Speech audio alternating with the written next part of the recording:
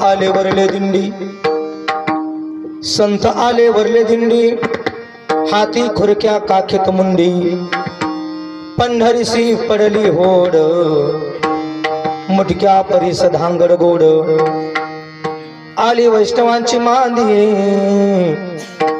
आली वैष्णवाची मांदी, मेले डुक्कर घेतले खांदी, पंढरीसी पडली होड, मुटक्या परिस धांगड गोड, एका जनार्दनी मार्गा उलटा, हे का जनार्दनी मार्ग हा उलटा, जो जाणे तो सद्गुरूचा बेटा, पंढरीसी पडली होड, मुटक्या परिस धांगड गोड, समचरण सरोजम सांद्रनीलांबुदाभं, जगननेत पाणी मंडनं मंडनानां, तरुण तुलसीमाला कंदरं कंजनेत्रं, सदय धवलहासं विठ्ठलं चिंतयामि। पांडुरंग करू, पांडुरंग करू,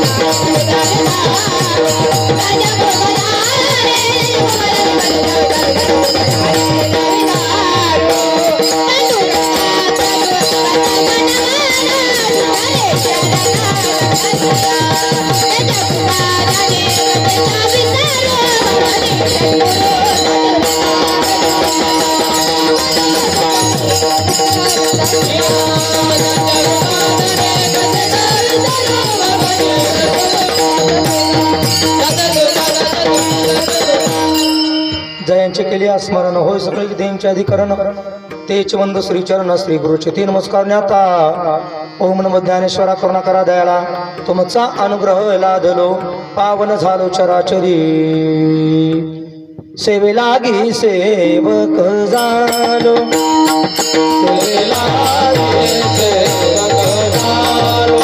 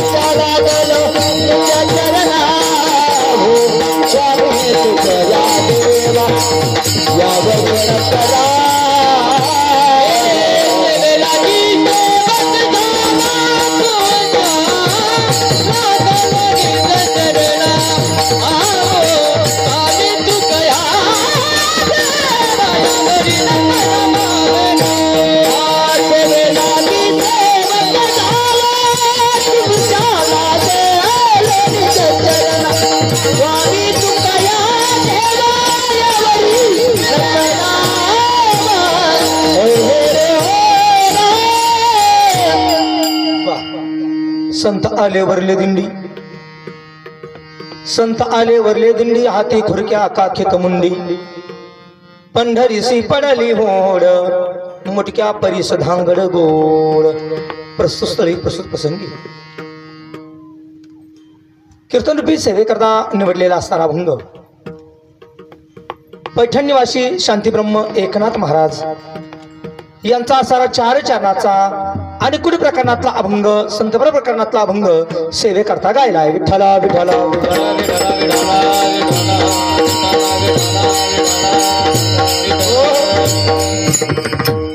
या ठिकाणी पंचदिनी हरिनाम सप्ताह पारायण सोहळा आपण सर्व या परिसरातली मंडळी एकोप्याच्या वातावरणामध्ये सर्वांच्या सहकार्याने साजरा करताय प्रथमतः मी तुम्हाला सर्वांना धन्यवाद देतो एकदा टाळी वाजवा यांच्यासाठी फार सुंदर आहे आणि ही मंडळी पाठपुरावा कसा करावा शिकव ह्या मंडळी करून सप्त्यामध्ये कीर्तनकार 1.5 ते 2 महिने अगोदर जाऊन असर पॉम्पलेट पोच करणं 6 महिने अगोदर तारखा घेणं आणि प्रत्येक महाराजांना भेटणं जाऊन त्यांची भेटगाठ घेणं पाठपुरावा कसा करावा तरी ह्या मंडळी कुणा असर शिकावं बाबाजींच्या आपल्या पंढरीच्या आश्रमाच्या समोर आमची दिंडी उतरलेली होती आणि त्या दिंडीमध्ये सकाळचं काकडा भजन आणि या मुलांचं भजन असर तिथं होतं आमची बाळू भाऊ मुळे भाऊ ही सर्व मंडळी तिथं आसरी होती सचिन दादा वगैरे सर्व त्यातले काही मंडळीची नावही मला ज्ञात नाही माफी मागतो मी तुमच्या सर्वांची नावं घेतल्यासारखं समजा बरं का ही सर्व मंडळी असर तिथं सेवे करता होती आणि सेवा करता असताना जेव्हा भजन ऐकलं या मुलांचं सहज म्हटले महाराज सप्तासाठी मुलं येतील का मी म्हटले येतील बुवा आणि ओळखही निघाली आता तसं हे गाव माझ्याकरता नौकं नाहीये माझ्याकरता नौकं नाहीये ऐका बरं का शांती ब्रह्म 2 महात्म्यांना लागू झाली एक अलंकापुरीला कुहेकर बाबा आणि आपल्या परिसरामध्ये आपले आदरणीय भास्करगिरी बाबा तुम्ही कधी जा किती दुःखी अंतकरणाने जा हो किती दुःखी अंतकरणाने जा एकदा की महाराजांचं मुख कमल पाहिलं गेलेला दुःखी जीव सुद्धा सुखी होऊन जातो त्यांना म्हणतात संत विठ्ठला विठ्ठला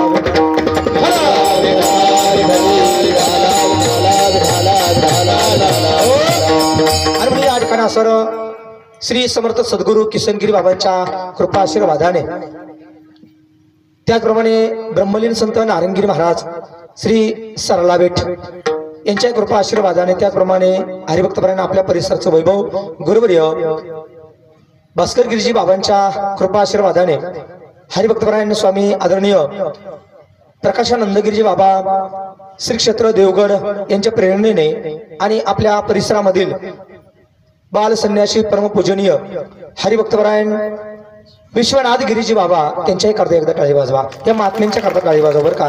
यांचं नाव जरी घेतलं तरी पुण्य आहे बरं का. काय बोललो मी? यांचं नाव जरी घेतलं तरी पुण्य. माणसांची नावं घेण्यापेक्षा मला वाटतं साधूंचं नाव घेतलं तर पुण्य मिळतं बरं का. सांगू मी तुम्हाला प्रमाण. पुण्यवंत भावे घेता सज्जनाचे नाव घेता, सज्जनाची नावे घेता, सज्जनाची नावे, पुण्यवंत भावे घेता सज्जनाची नावे घेता, सज्जनाची नावे घेता, सज्जनाची हरी पुण्यवंत भावे, पुण्यवंत भावे घेता सज्जनाची नावे, सज्जनाची नावे घेता, सज्जनाची नावे, पुण्यवंत भावे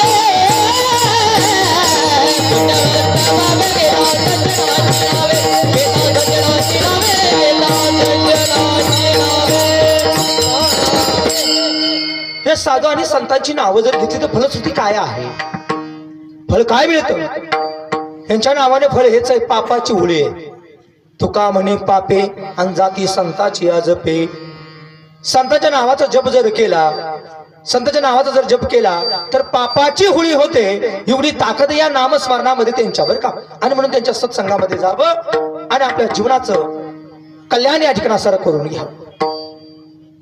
आजचा सप्ताहाचा आपला असा दुसरा दिवस आहे आणि वारकरी संप्रदायाची आचारसंहिता आहे. संत प्रकरणातला अभंग असावा या अनुषंगाने मी अभंग निवडलाय. रात्री पण सुंदर असा अभंग निवडला होता महाराजांनी. आपले नांगरे महाराजच आपल्या परिसरातील अगदी गोड व्यक्तिमत्व आहे. फार सुंदर रात्री कीर्तन झालं.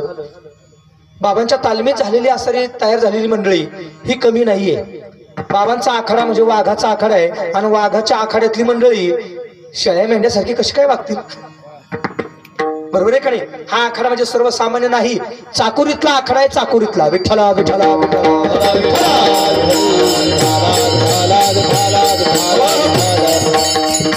आम्ही सांगत असतो शिस्त शिकायची ना, जा देवगडला. दिंडीत कसं जायचंय ना, जा देवगडला. कीर्तनाला कसं बसायचंय शिकायचंय ना, जा देवगडला. आणि गुरुची सेवाही कशी करायची, जा देवगडला. सर्व गोष्टीचं ज्ञान हे देवगडला होतं. तुम्हाला एक सांगू मी, आपल्या परिसरातलं स्वर्गच आहे देवगड. विठ्ठला विठ्ठला विठ्ठला विठ्ठला. अजून थोडस मी बोलून जाईल. स्वर्ग सुद्धा कमी आहे असं देवगड आहे. स्वर्गात देवाचं भजन नाहीये, तिथं 24 तास भजन आहे. स्वर्गामध्ये देव कटाळले म्हणून तर खाली आले का नाही? स्वर्गात भजन आहे नाही. भजन कुठे? मृत्यू लोकामध्ये. मृत्यू लोकाची इच्छा त्या देव लोकांनी केली. ज्या सुखा कारणे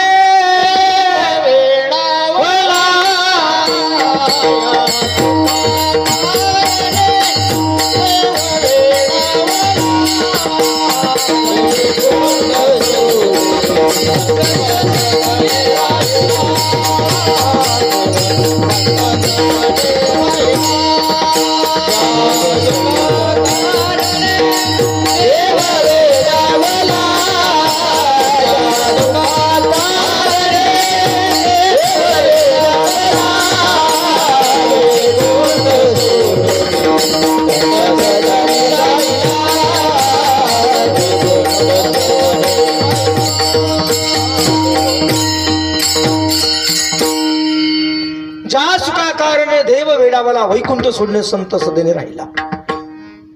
संतांच्या घरी राहिलं का असं सुख मिळतं. कोणतं सुख मिळतं? एक बाजू संतांची जर पाहिलं तर खायला काही नव्हतं. बरोबर आहे का? तुकोबांच्या बाबतीत जर पाहिलं खायला काय होतं का? आम्ही सदैव सुडके, जवळ येता चोर धाके, जाऊ पुढती भिके, कुत्री घर राखीती. ही परिस्थिती तुकोबांची. आणि त्याच तुकोबांनी म्हणावं, सर्व सुख लालो सर्व अलंकार, सर्व सुख लालो सर्व अलंकार, सर्व सुख लालो सर्व अलंकार,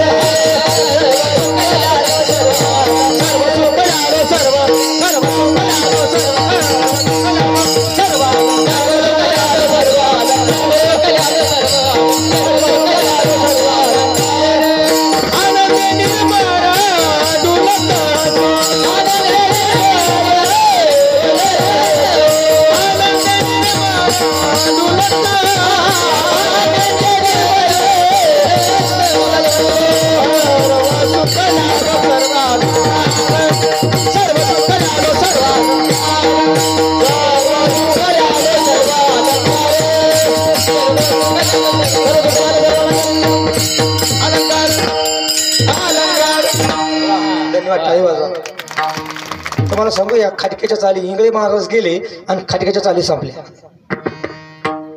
सवा मात्रा धरायची कशी, 2 मात्रा धरायची कशी, 2.25ला धरायची कशी, 4.25ला धरायची कशी, हे फक्त शिकायचं कडून इंगळे महाराजांकडून.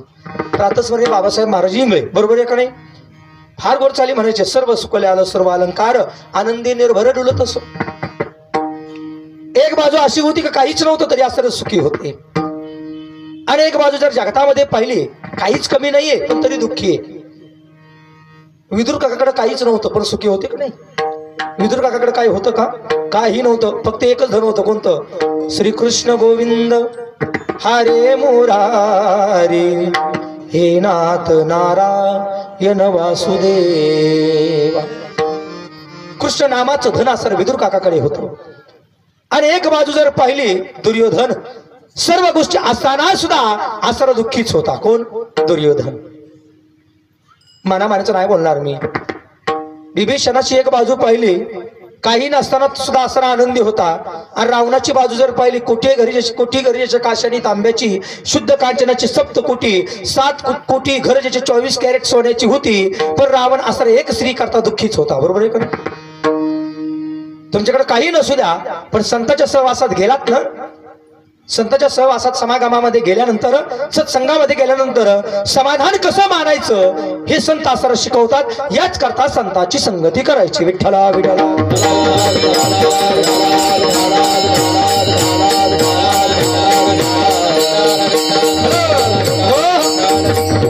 ऐका ना दादा, नारदही संत होते, एक बाजूला शुकाचार्य ही संत होते. जोपर्यंत जनकासारखे संत मिळाले नाही तोपर्यंत नारदाला काय करावं हेच कळलं नाही. ब्रह्मदृष्टी असणारी नारदाची लवकर तयारच झाली नाही, पण शुकाचार्यांची मात्र ब्रह्मदृष्टी निर्माण झाली होती. म्हणून तर शुकाचार्यांना मोठेपणा मिळाला. नारदांना मोठेपणा आहेच नाही असं नाही, पण काकांवर श्रेष्ठ का होईना शुकदेवांचं नाव हे अग्रेसर ठरलं गेलं. जनकाच्या नगरीमध्ये शुकाचार्य जे आले आणि नारदही आले. भक्ती साधनेमध्ये कोण मोठं ही गोष्ट ठरवायची होती.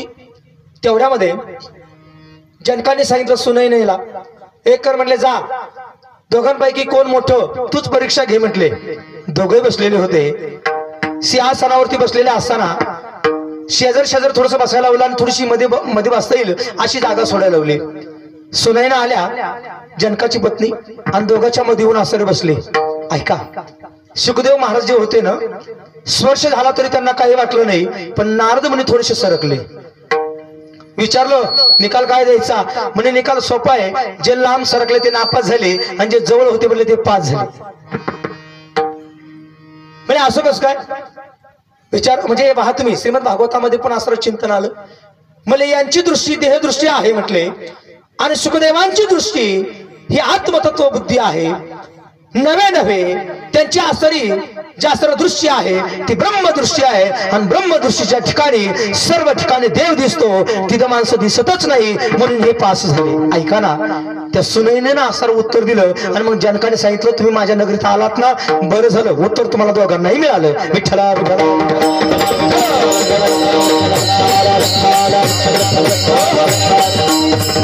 ऐका ना दादा, जनकाचं लग्न जरी झालेलं होतं ना तरी पण संत महान होते बरं का.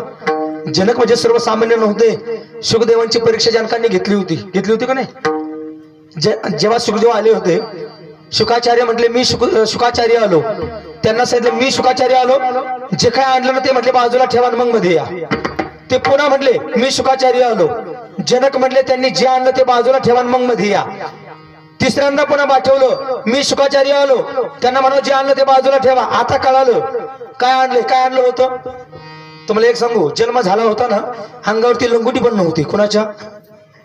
शुकाचार्यांच्या. पहिल्यांदा तर घाबरले होते, हे असर दुःखाला घाबरले होते का नाही? म्हणून एक प्रमाण आलं बरं का, गोड प्रमाणे. ब्राह्मणाचे पोर एक खेळाची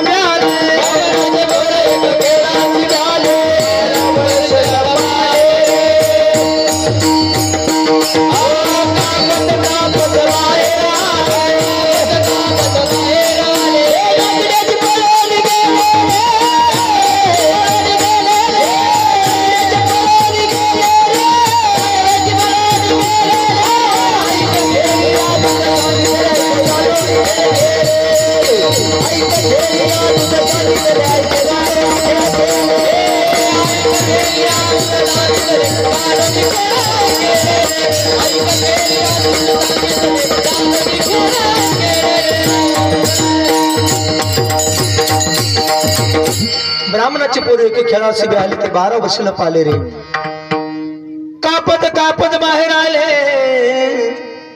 ते नागवेची पळून गेले रे पण अंगावरती काही नसताना सुद्धा त्याच्याकडे काय टाकायला लावलं तर मी नावाचा शब्द हा टाकायला लावला कोणी जनकाने काय टाकायला लावला संसारिक असताना सुद्धा जनकांच्या बाबतीमध्ये असं होतं या निवलकल्य ऋषीची कृपा घडलेली होती कथा अशी सुंदर ऐकली होती भजन असं सुंदर ऐकलं होतं अख्खा असारा वारा जळत होता तरी हे म्हणायचे महाराज तुमची कथा चालू द्या वारा जळू द्या काय म्हणजे जनक महाराज तुमची कथा चालू द्या मी ऐकणार आहे ना म्हटले बाकीच्यांची पळापळ चालू होती बाकीचे लागले इकडे तिकडे धावपळ करायला म्हणजे त्यांना पळू द्या पण आपली कथा चालू द्या मग याज्ञवल्क्य ऋषी म्हटले वास त्यांच्यासारखा असणारा साधू दिसायला म्हणजे प्रपंचिक आहे पण म्हटले तो साधूच म्हटले कृपा आशीर्वाद दिला ब्रह्मदृष्टी निर्माण झाली आणि तेव्हापासून जनक दिसायला प्रपंचिक होते पण साधूच होते हो कोण जनक महाराजांची कृपा घडली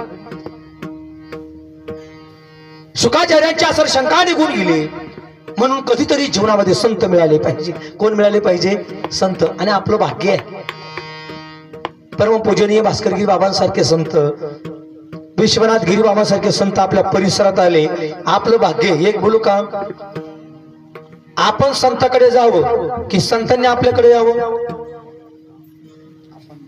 आपण कुठे जावं आपण कुठे जावं त्यांच्याकडे जावं हे बरोबर आहे पण ऐका ना भाग्य जर उदयाला आलं ना संतच आपल्याकडे येतात हे भाग्याचा उदय आहे मनाचं नाही सांगत मी प्रमाण सांगतो उजळले भाग्य आता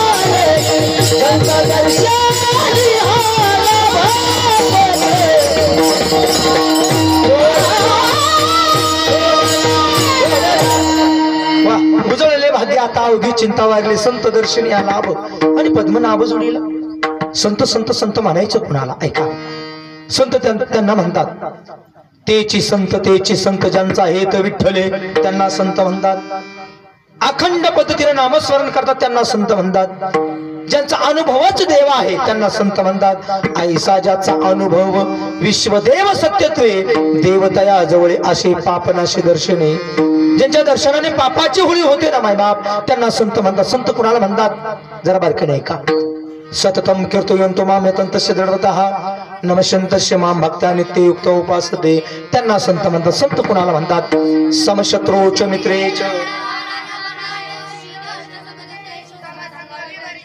धन्यवाद टाळी वाजवा त्यांच्याकरता संत त्यांना म्हणतात कुणाला तुल्य निंदा स्तुतिर्मौली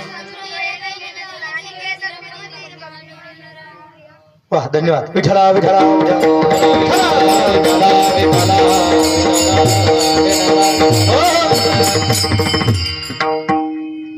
काकड्यामधून ओळख जर सांगायला ठरली संतांची सुख दुःख समान सकाळ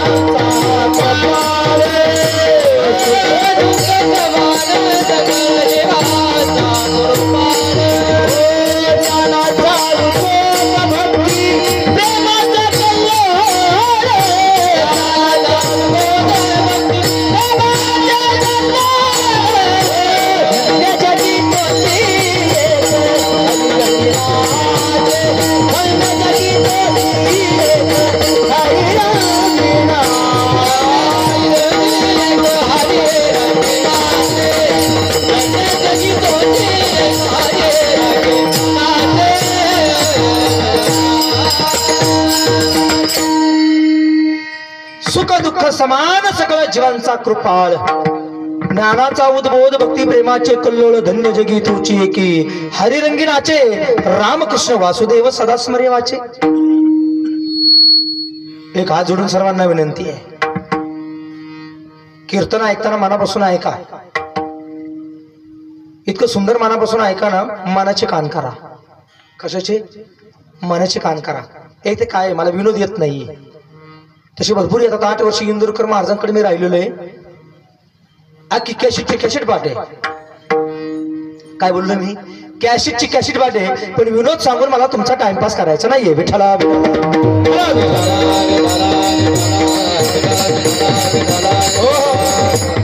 अजून बोलू.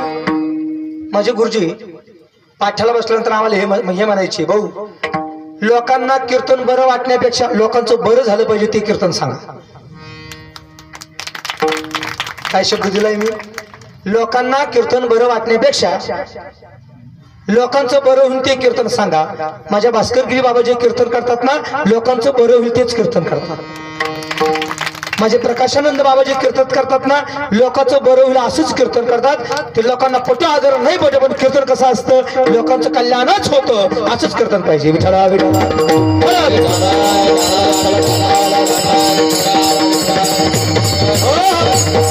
आणि म्हणून संतांची व्याख्या किती गोड दिग्दर्शन केले हो. सुख आणि दुःख ज्यांना समान वाटतं त्यांना संत म्हणतात. संत तोची जाना जगी, दया क्षमा ज्याच्या अंगी, लोभ अंत नाही मना, जगी विरक्त तोची जाना. व्यक्त असणारे संत महात्मे साधू तुमच्या आमच्या कल्याण करता येतात. स्वतःच्या कल्याण करता नाही, जगाचं जे कल्याण करतात ना त्यांना असं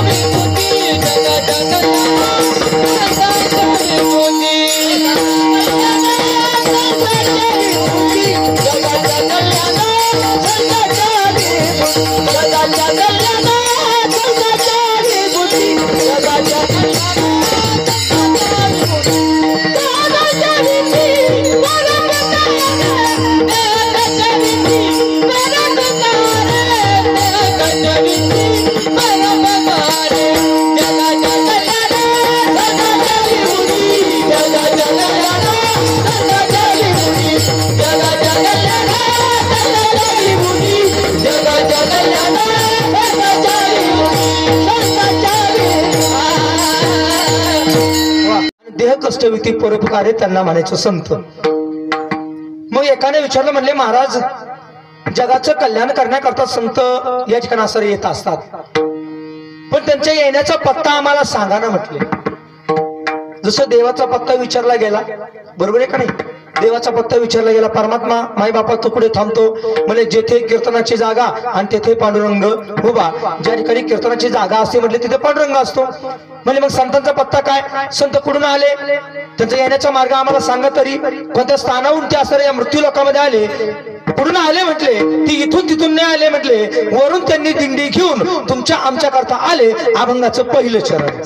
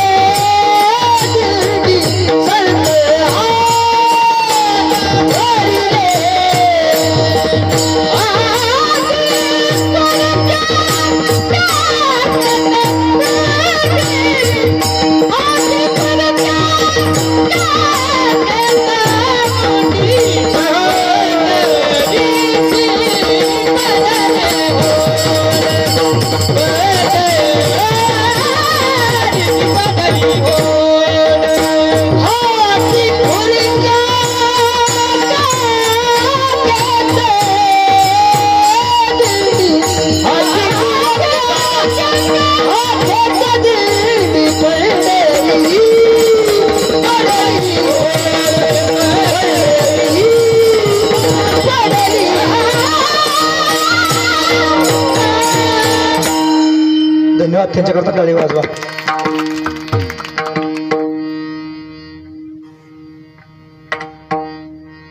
त्याचा आवाज म्हणजे ओंकार जगताप तुम्ही ऐकलाय ना. आणि मी ते एवढा श्रीमंत बुवा समजते माझ्या स्वतःला.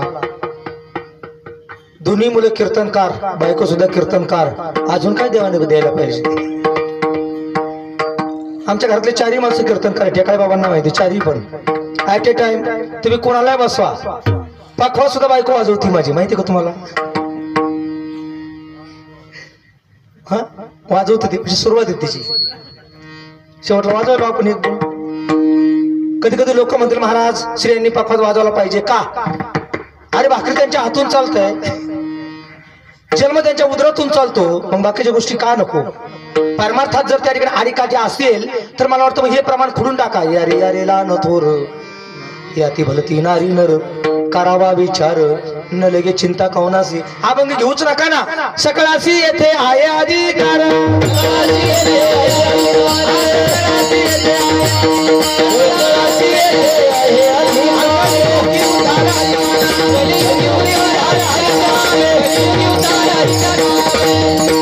म्हणून तर मुलींची आणि मुलांची संस्था मी चालू केली बरं का.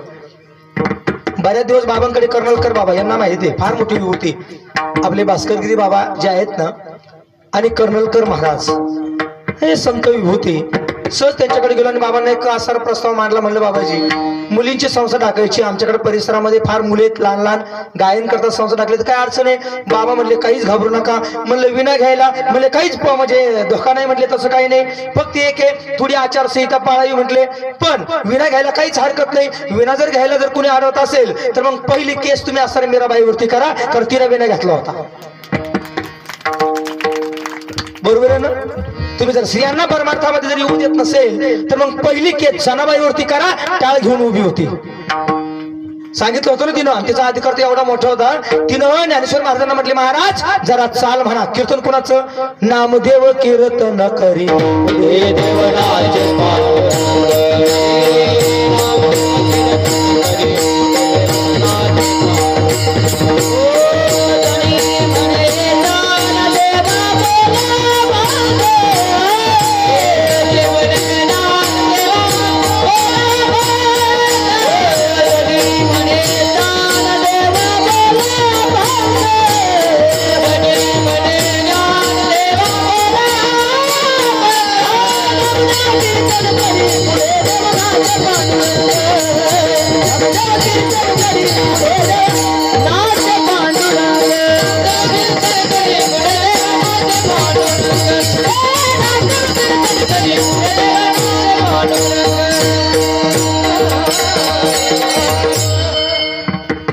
आमचे बाबा, आमचे म्हणजे आमचे भास्करगिरी बाबा. बाबांना जाऊन आम्ही या ठिकाणी असं एकदा विचारलं, म्हणलं बाबाजी संस्था मुलींची चालू करावी की नाही? बाबा म्हटले अरे तुमच्या आईने, आमची आई शब्द ऐका बरं का, काय म्हटले? तुमच्या आईने देवगड परिसरामध्ये महिलांवरती फार मोठा उपकार केला, म्हटले मुलींची संस्था चालू करायला काय हरकत नाही.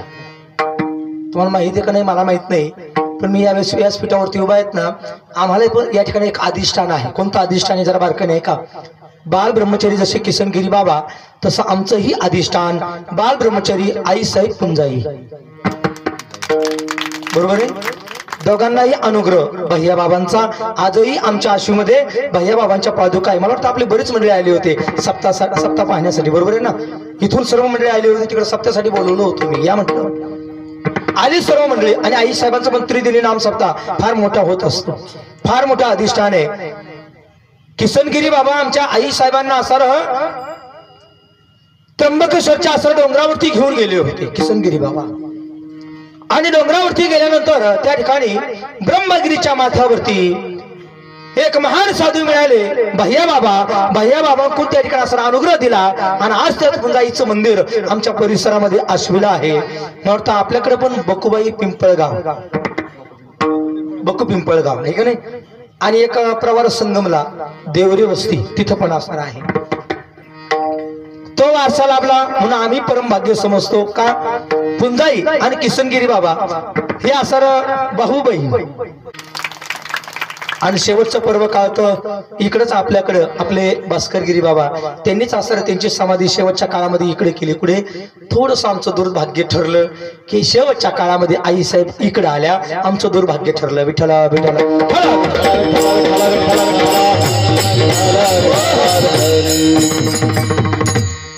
जेव्हा मी असारा पहिलीला असताना आई साहेबांनी 10 रुपये असं डोक्यावरती धरले, माझ्या 10 रुपये. किती रुपये? आणि खिशामध्ये टाकले. एक बोलू, त्याच माईचा आशीर्वाद, जसे किसनगिरी बाबा तशी माझी पुंजाई, त्या माईचा आशीर्वाद डोक्यावरती पडला. आज तागत काही कमी नाही, सेवाही रोजची चालू आहे. आणि त्या सेवेमुळं परिणाम असा झाला, परिसरामध्ये आमची मोठी दिंडी निघते. जशी आपली इकडली दिंडी आहे तशी आई साहेबांच्या नावानं 4ही दिंड्या चालू आहेत. एक दिवस बाबांनी दिंडी पाहिली पैठणला. भास्करगिरी बाबांनी रोडनं चाललेली दिंडी होती, खाली उतरले. आई साहेबांचं दर्शन घेतलं, आम्ही सर्वांनी दर्शन घेतलं. म्हटलं बाबा तुम्ही असं पायातला असं खडावा काढू नका, ऊन फार आहे. ते म्हणले नाही नाही माझी आई आहे म्हटले. आणि आई म्हणता क्षणी त्या रथामधली जी मूर्ती आहे ना, मूर्तीलाच आलिंगन दिलं. फार सेवा केलेली बाबांनी. आजच जर देवगडाला आपण जर गेलात ना, बाल ब्रह्मचारी पुंजाई नाव असं जर घेतलं तर बाबांच्या कधी कधी डोळ्यातून पाणी येतं. भास्करगिरी बाबांच्या फार सेवा केलेली आहे. म्हणजे किसनगिरी बाबांच्या गुरुबंधू आई साहेबांच्या वारसा त्या परंपरेतून आम्हालाही कुठेतरी योग तुमचा आसरा घडलाय आणि तुमचं दर्शन घडलंय, संतांचं दर्शन घडलंय, हे आमचं परम भाग्य समजतो. म्हणून संत आले करून पत्ता सांगितला, संत आले वरले दिंडी. संतांचा पत्ता कोणता आहे? वैकुंठातून खाली येतात ते ब्रह्ममूर्ती संत जगी अवतरले, उद्धाराया आले दीन जन. विचारा तुकोबांना तुमचा पत्ता कुठला हो? आम्ही वैकुंठवासी आलो आम्ही वैकुंठवासी आलो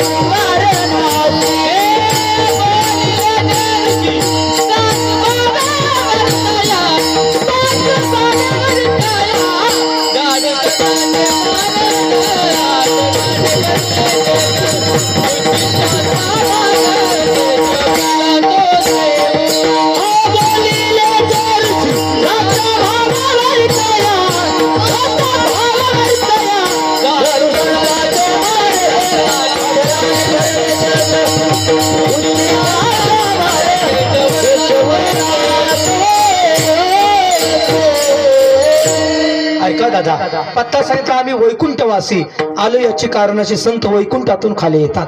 आता संतांच्या बाबतीत जर बोलायला गेलं, त्यांचं प्रारब्ध,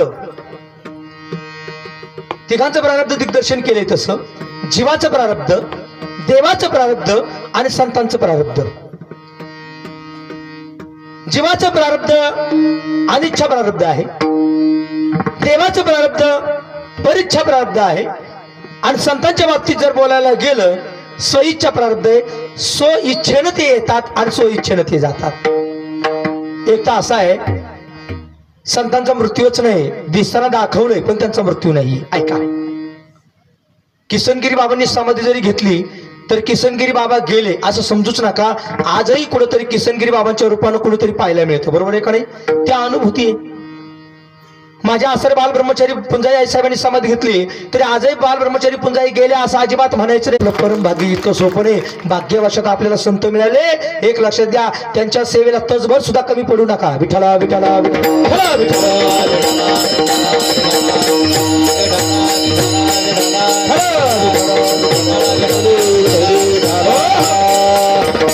संत लवकर मिळत नाही. बहु आवगड आहे संत भेटी, परी जग जेठी करुणा केले. देवाची कृपा असेल तर संत मिळतात. अजून प्रमाण जर सांगायला गेलं, चंद्र अमृत सुख सेवेल, आस्था जाता रवी दरवेल, बाये हेळा सागर तरवेल, परी त्या साधूची भेट न होई गा. ऐसे कैसी अन भेटते साधू, साधू मिळणं सोपं नाहीये. आणि कलियुगात तर साधूच थोरे बर का. साधू थोर जाणा, साधू थोर जाणा,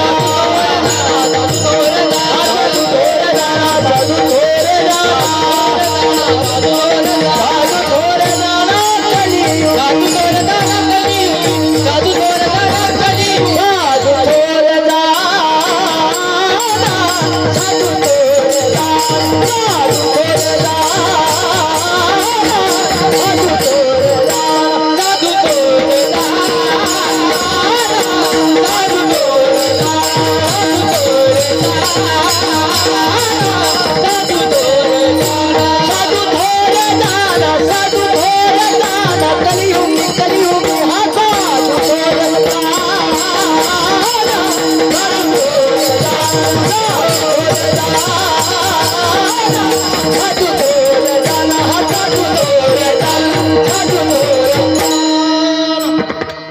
साधू थोर जाना, साधू थोर जाना, साधू थोर जाना कलियुगी. आमचं परम भाग्य बाबाजी इकडे येत आहेत. धन्यवाद. सर्वांनी टाळी वाजवा जरा बाबाजींच्या करता. साधू थोर जाना, साधू थोर जाना आणि साधू थोर जाना कलियुगी. आपल्यावरती फार प्रेम आहे या परिसरावरती आणि प्रेम आहे म्हणून तरी आसारी ही महात्माजी ही सर्व मंडळी आपल्या करता येतात आणि कृपा आशीर्वाद आपल्या करता देतात. विठ्ठला विठ्ठला विठ्ठला.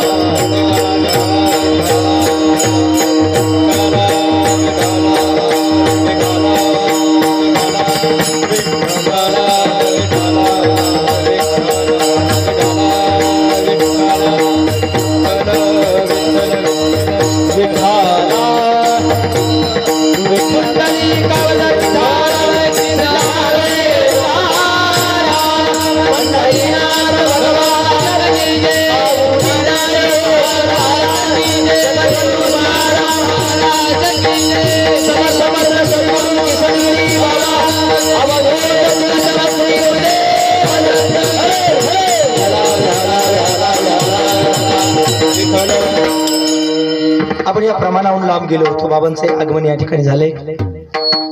साधू थोर जाना, साधू थोर जाना, साधू थोर जाना कलियुगी. साधू आणि संत जीवनामध्ये का मिळाले पाहिजे? ऐका ना दादा. साधू महात्म्यांचं जीवन हे निर्विकार जीवन असतं आणि आपलंही जीवन निर्विकार बनावं. अजून बोलू. बंदिस्त झालेलं असणारं जीवन आपलं मुक्त व्हावं, असलेलं अज्ञान आपलं निघून जावं, याकरता साधू महात्म्यांची भेट झाली पाहिजे. काही गाठी आहेत, ह्या गाठी जर फोडायच्या असतील तर महात्माजींच्या असं सत्संगामध्ये जावं आणि त्यांच्या सत्संगामध्ये गेलात ना त्या गाठी फुटतात बरं का. जरा बारकाने ऐका.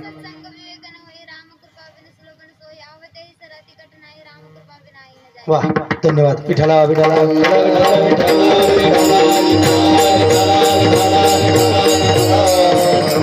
विनु सत्संग विवेक न होई. विवेक तसा जागृतच होत नाही. संतांच्या सहवासात गेल्याशिवाय विवेक तसा जागृत होत नाही. अज्ञान निघण्याकरता संतांच्या सहवासामध्ये जा. अज्ञानाची गाठ जर फोडायची असेल, त्यांच्या प्रंगणामध्ये गेला, त्यांची सेवा जर केली तर अज्ञानाची गाठ फुटते, नाहीतर ती गाठ फुटत नाही. 7 गाठी आहेत, 7 गाठी. जसा धुंदुककारी बास, बास म्हणजे त्या ठिकाणी असं त्याला विळू म्हणतो ना आपण, विळू त्या बासाच्या झाडामध्ये होता, म्हणजे विळूच्या झाडामध्ये होता. एक एक गाठ फुटायची ना धुंदुकारच्या बाबतीमध्ये. जेव्हा 7 गाठी फुटल्या, आता मात्र मुक्त झाला. त्याच्याकरता विमानाला आणि असारा तो मुक्त त्याला जाऊन असारा पोहोचला. ऐका ना मायबा, तशा आपल्याही 7 गाठी फोडायच्या. साधू संतांच्या संगतीत गेल्याशिवाय या 7 गाठी फुटायच्या नाही. कोणती गाठ? कामाची, क्रोधाची, लोभाची, मद मत्सर, अहंकार आणि अविद्या. विठ्ठला विठ्ठला विठ्ठला विठ्ठला विठ्ठला.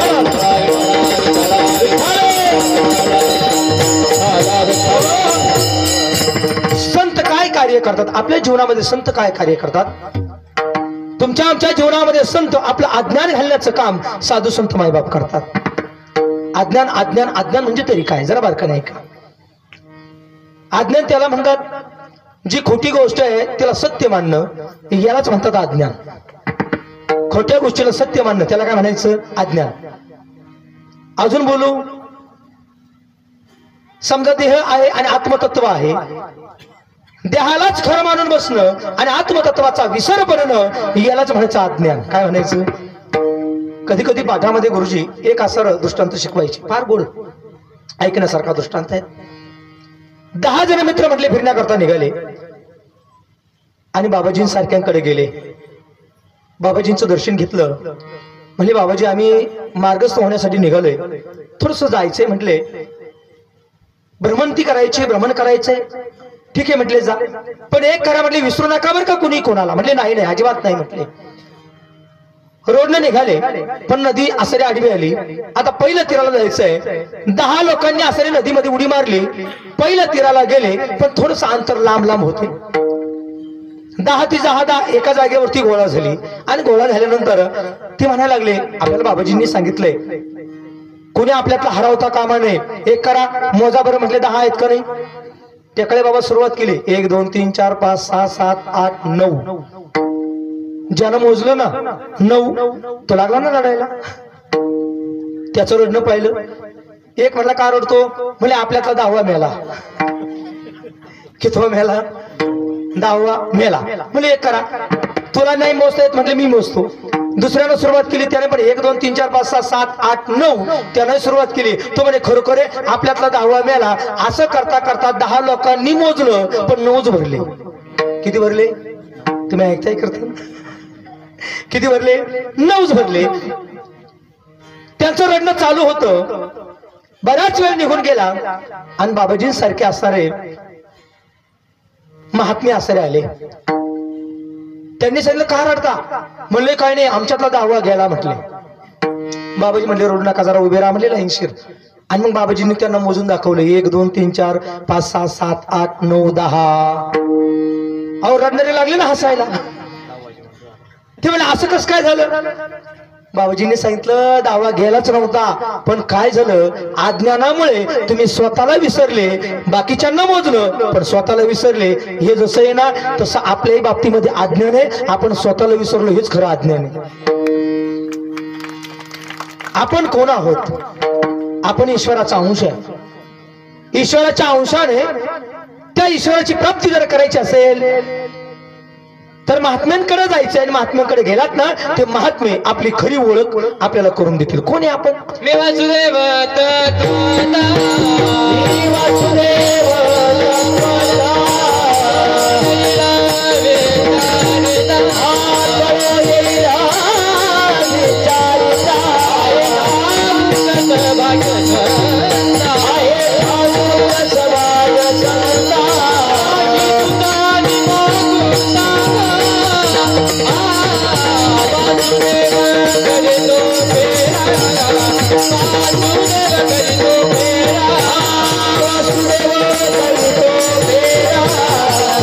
वासुदेव